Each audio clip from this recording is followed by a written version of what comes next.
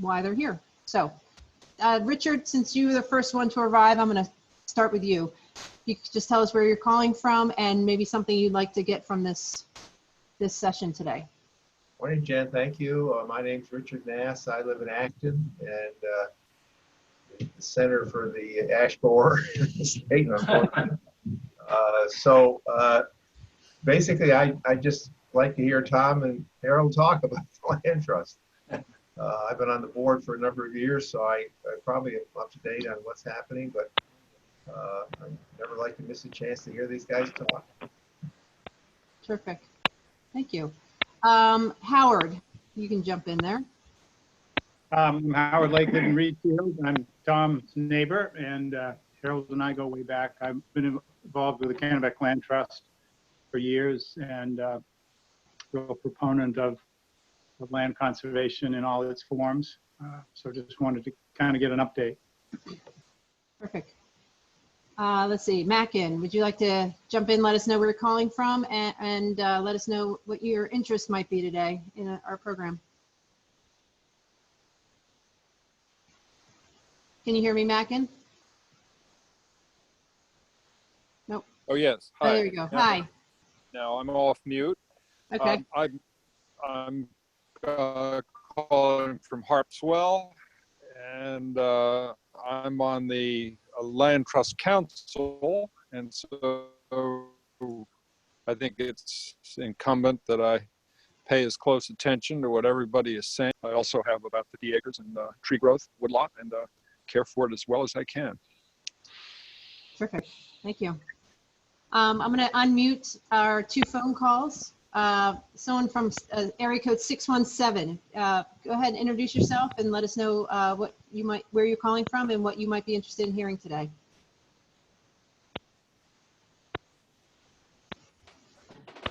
Hello, the caller with the area code 617. You're on. Okay, I'm going to mute you. And the caller from 828, would you like to introduce yourself and let us know where you're calling from and tell us what you'd like to hear about today? Yes, I'm Everett Walker. I'm calling from Blowing Rock, North Carolina. Oh. I own property in Oxford County in Maine, and my interest is in maybe a future donation of that property. Perfect. Well, are you still in North Carolina right now, or are you up here now? No, I'm in Blowing Rock right now. Yeah, perfect. Well, we're glad to have. And y'all never heard of Blowing Rock and don't know where it is. Well, where is it? It's in the Great Smoky Mountains, Mount Mitchell, which is the highest peak east of the Rockies. I'm exactly 3.5 miles from Mount Mitchell. Fantastic. Neat. Grandfather Mountain, I don't know if you ever heard of that, or the Blue Ridge Parkway. Okay. Yep. I live I'm 8/10 of a mile off the Blue Ridge Parkway, where my home is. That's great. It's pretty down there. I lived in Hendersonville for a year. Okay. Great. Well, I hate to suggest how much of a Northeastern snob I am, but for my entire life until about a year ago, I always thought Mount Washington was the highest thing east of the Rockies. And yeah, that's something I learned many years ago when I had bought property in Maine. I was amazed at the people that had never heard of. I couldn't believe it. Of the Great Smokies and Mount Mitchell. Mount Mitchell is documented as the highest peak east of the Rockies. No, and there are 5 other peaks here that are also a good 1,000+ feet higher than anything in Maine. Well, kudos to North Carolina. But I was amazed at the people up there that don't know that. Well, I was one of them, I have to admit. Anyway, I love Maine. Don't take what I'm saying as wrong. Maine is God's country. I love it. There you go. Great. All right, I'm going to go ahead and unmute one more time the 617 area code person. Maybe they can jump on. Hi, the person from 617 area code, would you like to jump in and say who you are?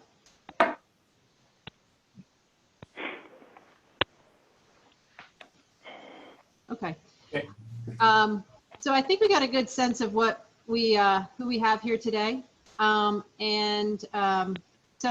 I would say that Tom Doak, you would like to take the reins and give us a little bit of a Sure. just a quick introduction, just for a few of the folks who are relatively new. Sure. So And also, just remember, Tom, this is recorded, so this is careful what I say. Yeah, Okay. that would be good. Okay. I'm usually very careful. Richard can Okay. tell me in the legislative work, I usually am pretty careful. But so anyway, I want to give a little bit of background about our land trust because we're an educational organization, started in 1975. And then in the late 80s, early 90s, the organization, we had a number of members that were looking to permanently conserve their land. And, but they didn't know exactly where it ought to go, or they didn't find a good fit.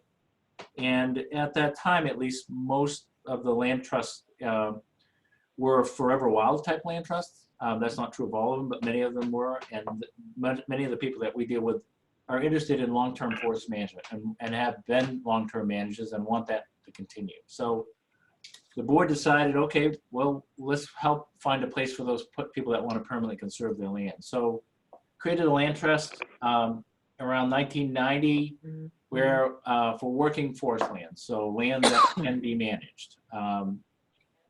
And for a chance for people to donate their land or an easement on their land. And started with a 65-acre parcel in town of Sweden. And I think when the board established that, never thought it would grow to the way it is today. But we are now about 7,700 acres of ownership of land, and Harold will talk about not the details, but a bunch more that are coming, and then about 3,300 acres in conservation easements. We own land in 48 different communities in the state of Maine. So I think we have the widest geographic distribution of any land trust. And so it was predicated on working lands that could be managed. We don't generally buy land. It's always donated to us. We bought a couple small pieces, but most of it's, almost all of it's donated. So the land is permanently protected from development. It's managed. Only use is really forest management. We keep the lands open to the public for all legal uses. There are a few things that we do restrict. We don't allow tree stands. We allow hunting. The land is open for hunting, but we don't allow tree stands. In Maine, you have to have permission to put a tree stand up, and we don't give permission. Same with game cameras. We don't allow people to put game cameras up. Again, you need permission in Maine to do that. And we have not. Those are two issues. We just don't want to deal with them. The kind of the challenge that goes with that. And ATVs, we have a few ATV trails that we have inherited, and we generally will keep those, but we don't generally add ATV trails. But our land is open for the public to use.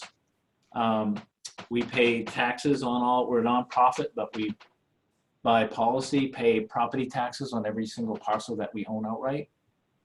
It's a board decision, and I think our taxes last year were more than $40,000 a year in local property taxes. But we think we should be supporting the communities where we have land, so we do that.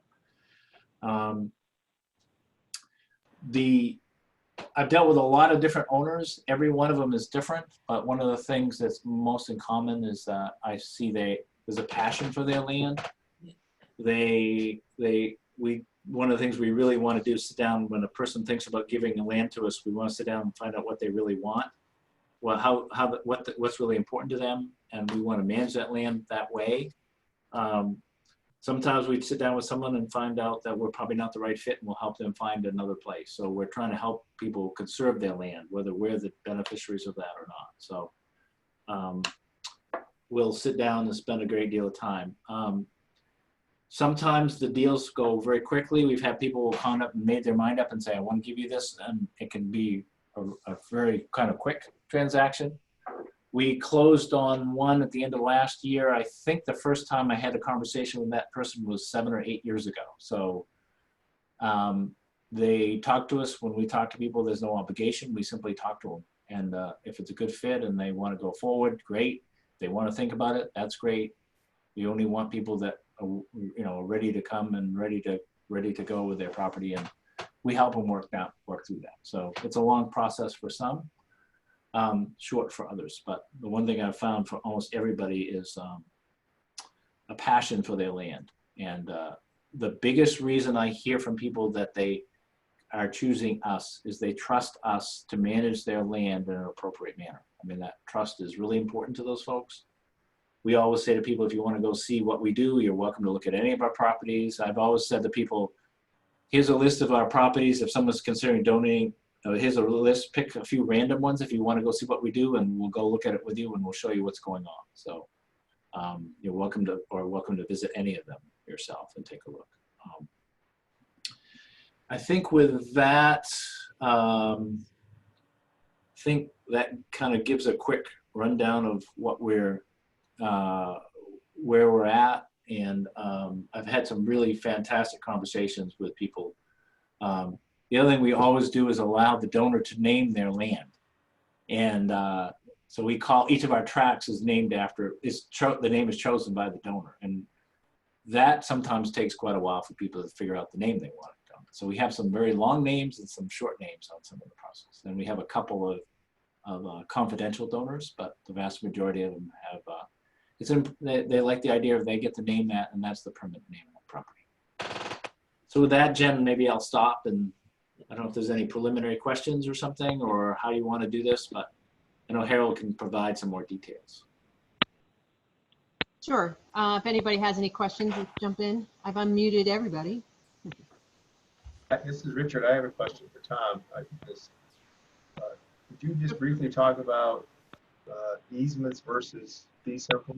Sure. We can get there eventually. So. Sure. Fee. I think people probably know fee. Fee is an outright where we actually take ownership of essentially all the rights. And I would say that sometimes people want to reserve certain rights when they give us land. I can remember one that wanted the lifetime right to walk on the property. Well, the lands are open to the public to use, but it was important for them. One wanted to be able to pick wildflowers on their land. So we said, okay, you can reserve the right in the deed if you want to do that. But the fee lands are lands that are donated outright to us.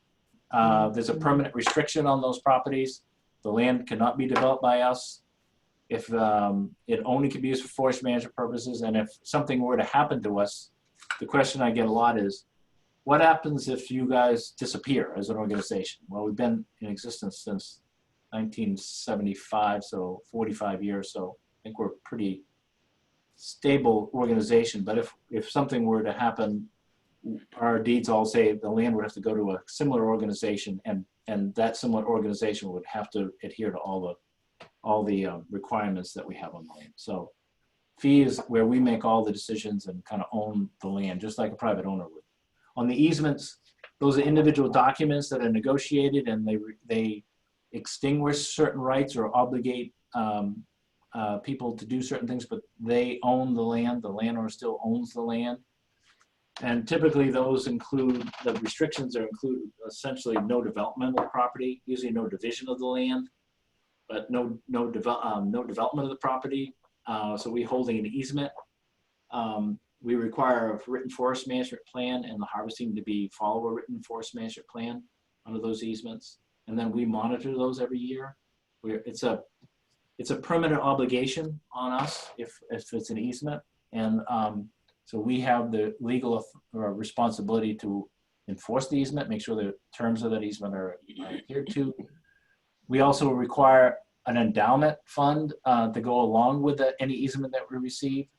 So if someone wants to donate an easement to us, they also need to provide some funding to pay for our annual monitoring and potentially enforcement of the easement if necessary.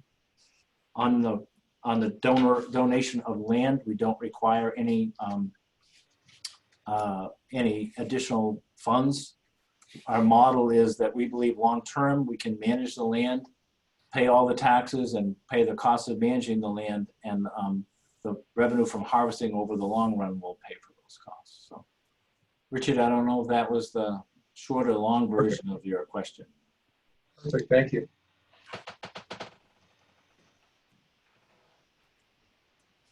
Okay. Harold, you may be Sure. up. Anyway, just, yeah, if anybody has questions, just shout them out as they come along. But so I guess I'm part of a staffing transition that's occurred over the last year or so, where the management of a lot of the land has been taken in-house. But to back up, I'll say that I was first involved with the land trust in the mid-90s when a client donated the property in Sydney to the organization. As a consulting forester, I was helping with that land and with the process and the like.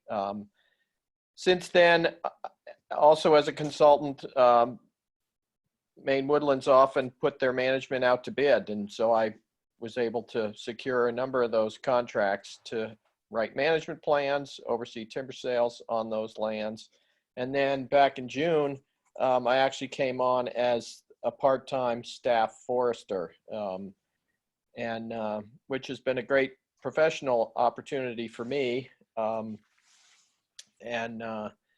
So as of yesterday, I've seen everything except for 2 properties, one down in southern Maine and one in northern Maine. But I have to suggest that it's quite an impressive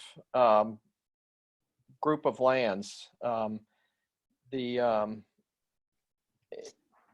In general, lands that we've held for a long time, you're quite impressed by the trees that are growing there. You know, the organization has tended them, and they're impressive. You can compare it to neighboring properties and be quite pleased with the volume of wood that's growing, the variety of wood that's growing, the habitats that are available, the protection of some of the other resources, water quality, habitats, and the like. It's pretty impressive. So it's been a real treat to get to see and walk all those lands. You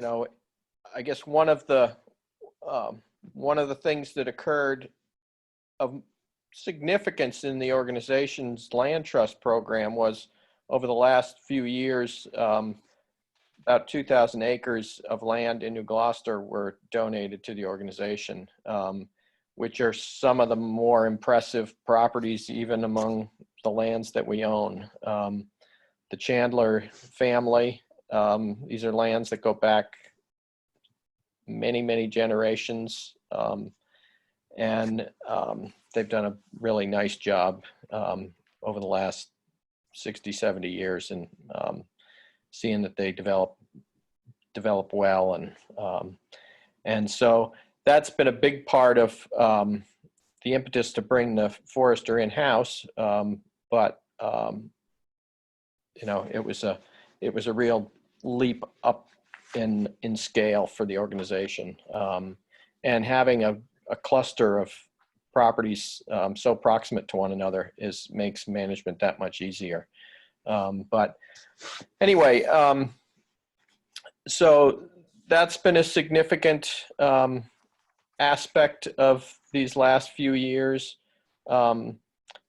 We've been steadily managing the lands, which includes writing plans for describing what's there and coming up with game plan as to what activities we think ought to be implemented and when.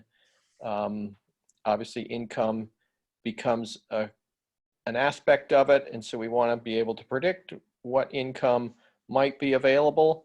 From a budgetary standpoint, obviously that's very helpful. You know, the organization is not wholly reliant on timber sale income, and yet income is generated, but we want to make sure that, you know, we're managing the land for the right reasons. And while we generate income, it's not we're not there because we need to balance the books or anything like that. We write the plans, we let the budget folks know this is what we expect we'll be earning. And, but anyway, as I said at the beginning, these lands that have been owned by the organization for a long time, the trees are getting bigger and better. And that'll be, I think, very common for any of these other lands that come in. You know, it's not unusual for lands that come in that harvesting has been relatively recent. And, you know, so a number of those, you know, are just in the grow stage, but ultimately will be tending to the forestry needs on those as well. But anyway, so I guess I'd like to hear from other folks. I mean, I can go on with numbers and dates and places and volumes and dollars and all that sort of stuff, but I'm not sure if I wouldn't do that unless that was something that you were interested in hearing. So I guess reaching out to the group of us, what is it about the land trust lands that you'd like to learn about? Harold, I got a question for you. Do you have a selection criteria for properties? I mean, would you take a property that was over harvested and with a really long time before you needed before you get any income from it, for example? Would that be a property you'd consider? And also, do you have any strategy to affirmatively obtain a piece of property or a type of property that would have some unique forestry features or a location that you'd be interested in? I guess, and I don't mean to be facetious, but a willing donor is the key criteria. Yeah. And we have certainly taken in lands that have been heavily harvested, and they generally require a little more conversation in terms of the benefits to the organization, because we do want to be supporting the communities within the lands that we manage. So property tax will be a long-term liability without the option of generating income in those cases. On the other hand, so that's clearly a reason to review it. On the other hand, you know, as we've all heard, you know, they're not making any more land these days. So it becomes, we don't have a hard and fast rule that, you know, if land was clear cut in the last 15 years, we're not going to accept it. It's not a prohibition that we have. But on the other hand, I would say, you know, we're also, to some extent, this is a member benefit to our organization. The landowners, as I said, we're looking for willing donors, and many of them, you know, they're looking for some holding organization that will protect the land forever. And some of these properties that now have pretty substantial timber on it didn't start off that way. Anyway, so, but I would say on balance, I mean, you take land, I mean, we've had a few recent gifts where little heavier harvesting, and yet you look at but we also were given the Chandler lands, which are just, you know, so on balance, I think we're doing relatively well. But anyway, we don't have, that's certainly not a prohibition. And to your second point or later point, or I heard, let me just clarify that I heard it right, being proactive in going after we have in a few cases, and I would say that in general, they're strategic to lands we already own. Access being a really important criteria. You know, when you were suggesting, you know, cut over land being a something that, you know, would we accept something like that? I would say that a more important case in the land ownership, as you know, is can you get there, is the access. And so that's where we have been proactive. Actually, the purchases that we've actually done have been for access. We may have had some access, but we bought for better access. You know, replacing a right-of-way with fee ownership so that we can always get there. But no, you know, there's, we haven't been terrible. Well, Richard and Tom have a way better perspective over time in terms of how much that has been the case of going out there and promoting it. But, you know, it tends to be, I mean, I know one individual in particular as a member of the organization who's very comfortable approaching folks and chatting up the organization. And, you know, when you have someone like that, it can be a real benefit to the organization.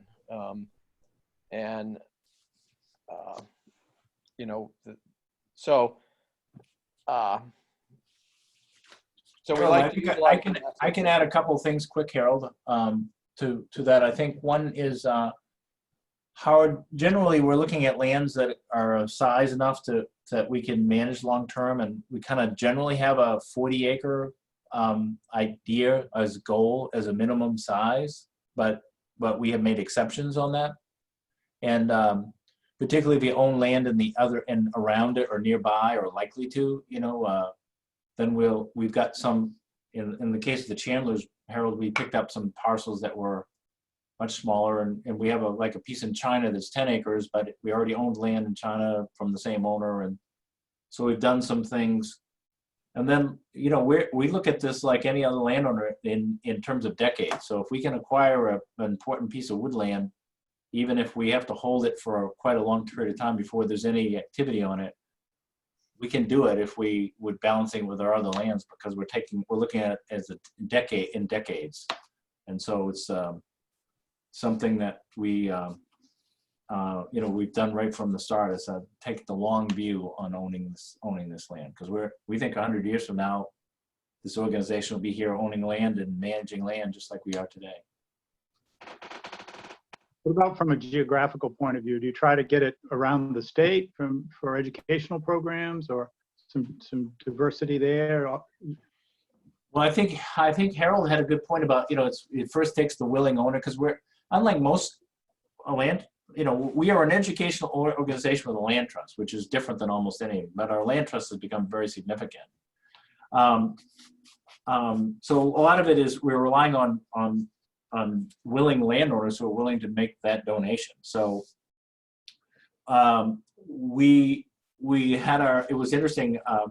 I think we just got our first, you would think, our first land in York County. We have one piece in York County. You would think that's where you'd get the first pieces. It was last year was the first time we ever had any in York County. I think we own land in every county except maybe a couple of the small ones like Saginaw and I'm not quite, I can't, which one? And Knox, the other small one. So there is an advantage, I think, to having, because we have chapters. We have 10 chapters, and we're able to hold events a chapter on our lands, so that helps with the overall organization. But we don't really say, okay, this is the area we really want to focus our attention. And I think Harold made a good point about, where if we can add to an existing land base or where we already have a significant holding, yes, that would be a little bit higher priority. But it really comes down to a willing landowner wanting that we are a good fit with, and they're comfortable with us, we're comfortable with them. That's probably more important than where it is geographically. Well, I think that's been the challenge for the Kennebec Land Trust over the years. It's the one that comes over the transom, as they say, and it's hard to get a strategy to expand that beyond the willing buyer that comes, willing seller or willing donor that comes in. And we sometimes will tell the landowner, we've had conversations, we don't think we're the right fit. We don't think this is this lead of this land, and or what their vision of it is, that isn't really the right fit, and we'll try to find another place for them. So we don't always accept it. If we don't think we can do right by the property for some reason, we'll say we aren't the right place to accept this. So we don't just take anything, but most of the time, yeah. I mean, I am always shocked at the incredible generosity of folks we're dealing with. And the other thing I would say to you, that some people are fairly well-to-do, but the vast majority of the people we deal with are not what you would consider wealthy individuals, but they care very deeply about their land and they want that conserved. And it's kind of nice working with people like that. I thought I could jump in here. We have Christy here who had a question she's submitted on chat. So I didn't know if anybody wanted to take that question. And she's saying that she is hoping to do some exploring and hunting on some of your land. I think I can answer, Christy, I can answer that one for you. Our lands are all open for hunting, except there is one parcel. And it's the Wiesendanger property in Winthrop, which we acquired in as a bequest, and that was no hunting allowed on it. But every other parcel we own outright is open for hunting. And so you're welcome to hunt on that. I did mention earlier, I don't think you're on, we don't give permission for tree stands or game cameras. Not because we're not opposed to hunting, we're supportive of hunting. We just don't want to deal with those issues. And our land is all of our lands are open for walking and and use. And so we don't have a lot of organized trails on them. So it's you go and you walk and you can follow the skid trails or no roads or whatever, however you want to recreate on it. But just the normal behavior expected of anybody that's, how you behave on property, anybody else's property. So it's all open to the public. Yeah. My question specifically was, like, if I find anything, is there anything I should be on the lookout that you guys would want to know about? Like, oh, that's neat. I mean, obviously, like emerald ash borers, but like anything else that if I should would be helpful for you guys, for me to be like, oh, they want to know if I see this or something. Well, I would say two things. If you see something you think is unusual or catches your attention, take a picture of it and email it to us. That's always a great, or that would be great, because you don't know, if you see something doesn't look right or unusual, or gee, maybe that's that would be great. And also I always tell people, I tell them this on my own land, I tell them when they're on our land, if someone is on our property and sees some trash or beer can or something, we just say, just pick it up and take it with you. Of course. And, but if you see something that, people doing something that they shouldn't do, we appreciate, knowing that too. Yeah, great. So Christy, a question for you. Our website still lacks updated maps at the moment. What neighborhood are you in? Because we have the maps. I could certainly send you them. I just moved to Gray, and I Facebook chatted, and the person already sent me the maps. I asked for the Chandler property maps. So. Okay. Yeah, she has access to all the maps you've given me, Harold. Oh, okay. And we have land in Gray too. Yeah, I'm excited. Thanks. Poland. Yeah, so anyway, why don't I just check with Jen and see what was sent, and if there's something that I think might be additionally helpful, then I'll send those along. That could be another angle you guys could run to try to get more donations, for like, oh, do you want to donate your land and keep it open for hunting forever, like donate to us. Right. That is one of the, I monitor Facebook and also our contact email. And that's, when anybody's asking about our lands it's primarily about hunting. So it is a big draw. It's probably one of the best ways that non-landowners know about us, is that we have this land for them to use to hunt. And that's probably, that's like one of those stories that need to get out more as an organization. Yeah. It's a nice thing for people, especially the neighbors. Mm-hmm. Where did you move here from? Well, I grew up in Machias, and then I was living like in Portland, and then just moved to Gray. So you've been a Mainer, but this is a new part of Maine. Yeah. Perfect. Yeah. So I have a question for Harold and Tom, one or the other, about the neighbors. What do you guys hear from the neighbors? Do they know who we are? Are they suspicious of what we're doing, or what's happening there? What are you hearing from the neighbors of our the lands that we own? Well, I guess the only specific interaction that I've had with neighbors relates to the timber sales, in that I notify all the abutters, not neighbors, but direct abutters, that we're going to be operating on our land next to them.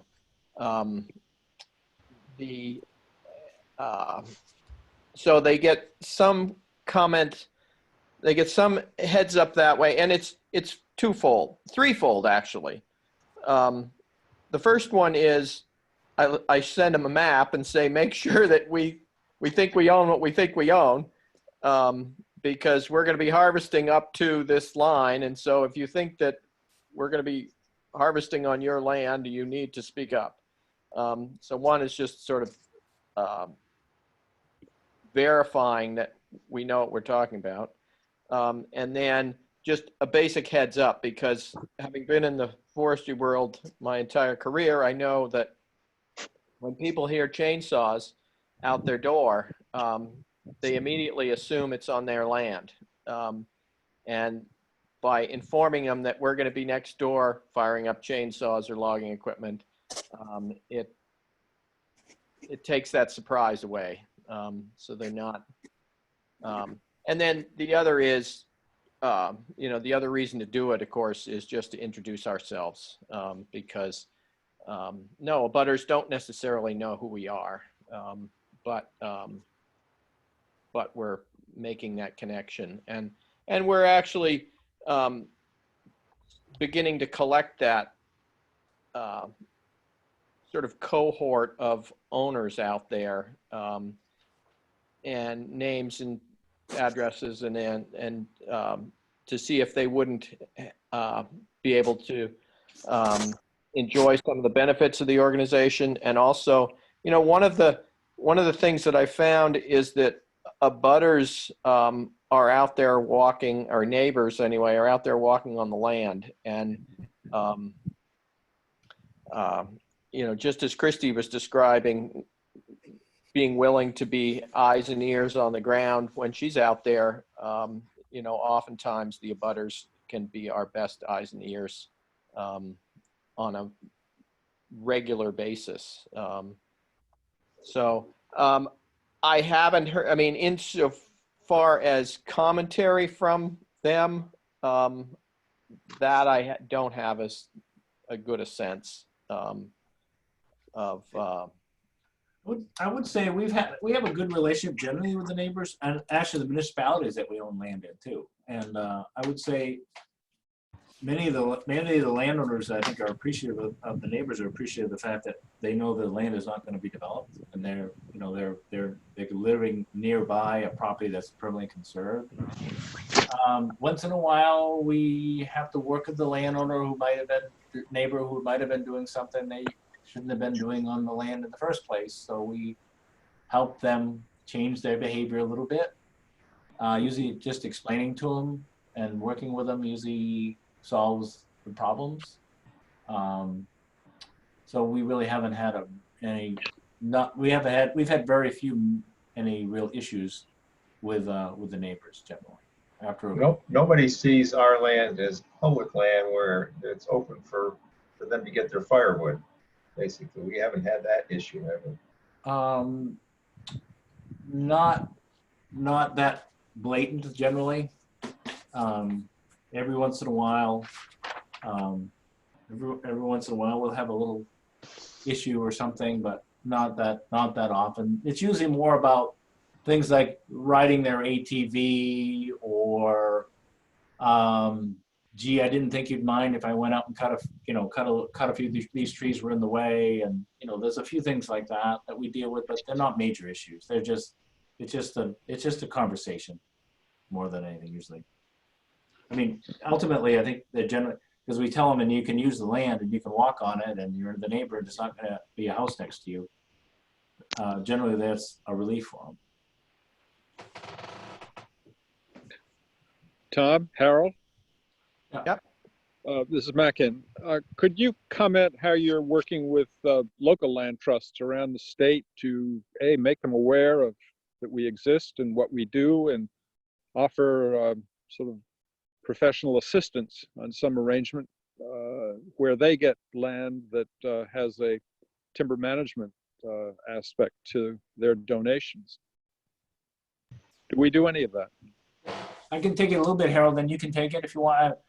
We get calls back in every once in a while from someone wanting to know how we handle forest management activities. Many of them haven't got experience with that, and I'll send them a copy of our contracts, for example. Talk to them about the kind of things we do. I might help them find a forester that could work with them.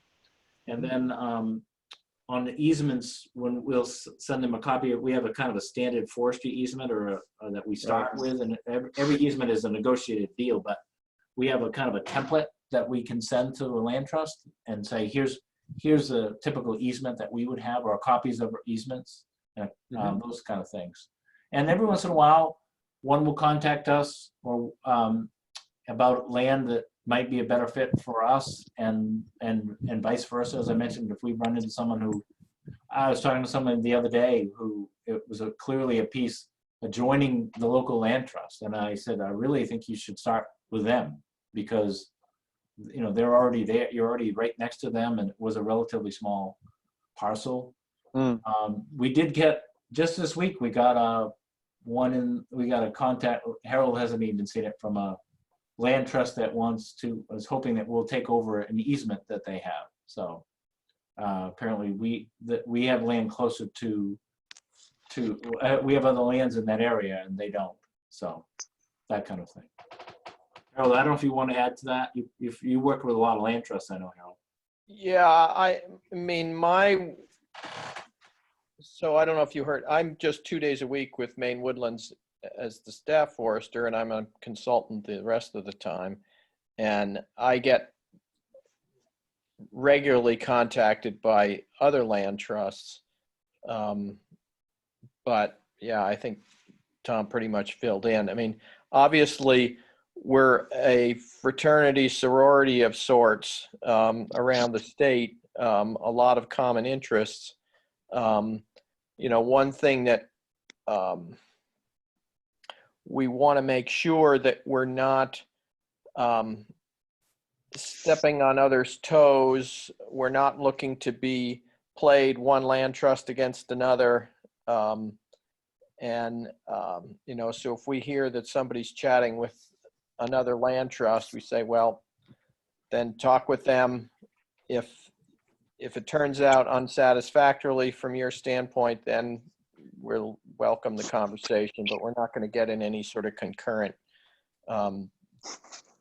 debate, discussion with a landowner and more than, you know, in another land trust. I don't know if that answers what you're after. But Yeah, I just was interested in how you're liaising with other land trusts and helping them in their mission, and they may be helping us with ours. And you both answered it very well. Thanks. okay, thanks.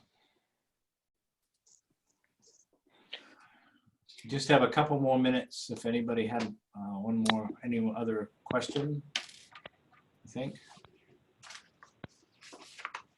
I guess one thing I'll just toss out there as another sort of new aspect of the land trust is that as part of bringing me on, we're looking to standardize a lot of our management. So we're in the process of upgrading all of our, we'll be purchasing mapping software, and we've also got timber inventory software that will all be used on lands going forward. The mapping is a state-of-the-art, something that I've worked with over the years, and we'll bring all the lands into that system. And similarly with timber inventory, you know, a lot of that stuff historically has been done by a variety of foresters, and so the methodologies are a little different. And so we're looking to standardize that in a much more significant way. But anyway, so that's going to be one of the challenges going forward in this next year. Anyway, I guess a summary for me would be that, yeah, the land trust is a very vibrant aspect of Maine woodland owners. You know, after you get a gift like the Chandlers, you think, oh my word, this is, you know, where are people so generous? And then, you know, here we are in the next year, and we've got, you know, more and more folks that, many of whom were very inspired actually by the Chandlers' gifts, and are continuing to knock on our door and see the values that we provide for them. Because, you know, it's been interesting too, being at some of these closings and some of these conversations is, you know, some of these landowners, they've talked with their children, they've talked with others in the family. You know, the kids are out of state, the bond with the land isn't as strong, and, you know, so how is the land going to be protected? And they're quite willing, and they find that we've got a good answer to their question. On the other hand, it's really emotional too. You know, the folks that their voices quiver, their hand shakes a little bit as they actually turn the land over to someone else.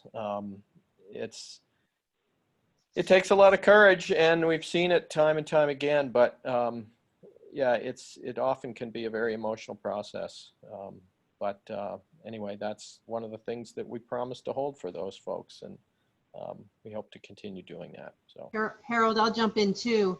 We had a legacy planning program, I guess 2 weeks ago. And so while as an organization, we aren't, I heard Tom say, you know, we will be blunt and say we're not a good match for everybody, and we'll be very honest about it.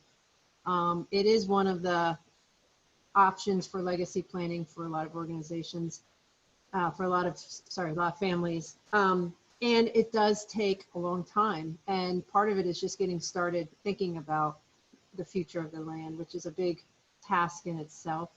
And I know that some of your land that's been donated, some of them take years to get to the point where it's finally been decided and the family's completely on board and the process is moving towards the donation.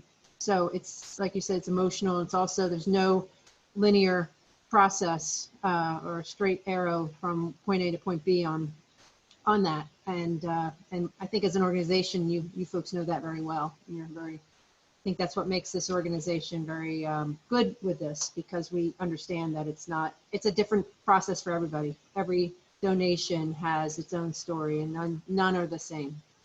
And that's what I find most interesting about this, the land trust for this organization. One thing we never do is try to convince someone to give us their land. Mhm. They, it's sitting there talking with them and helping them to figure out what they want to do. And, we only want willing people that are ready to go and want to do this and know this, and look forward to doing that. And it's really interesting. We met with people and they think, well, I don't want to waste your time. You're not wasting our time. We're sitting here talking to you about what's going to happen to your land, and it may come to us, may not, but we're trying to help you get to where you want to go. And if that's not us, that's okay, but we can still help you. Last call for questions. Otherwise, we can wrap up here. Great. Well, thank you, everyone, for participating. Can I offer and, one? Sure, go ahead. I guess I would ask of Everett if he was the one who had the most specific interest in this, and if if there was something maybe I could follow up with a phone call with him, or would that be welcome or not?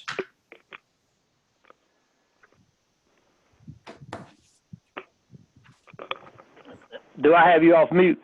No, you're on. Yeah, you're off mute. Okay.